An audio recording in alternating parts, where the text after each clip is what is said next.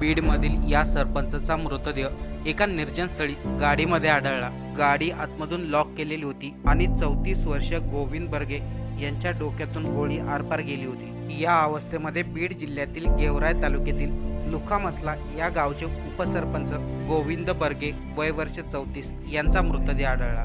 त्याचं झालं असं की गेल्या 1-1.5 वर्षापासून गोविंद यांची ओळख कला केंद्रामध्ये काम करणाऱ्या नर्तकी पूजा गायकवाड हिच्याबरोबर झाली होती।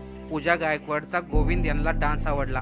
तेव्हापासून दोघांनीही एकमेकाचे मोबाईल नंबर एक्सचेंज केले आणि तेव्हापासून त्यांच्यामध्ये बोलणं चालू झालं। कालांतराने भेटीचं रूपांतर प्रेमामध्ये झालं। गोविंद हे प्लॉटिंग खरेदी विक्रीचा व्यवसाय करत होते, त्यामुळे त्यांच्याकडे तगडा पैसा होता।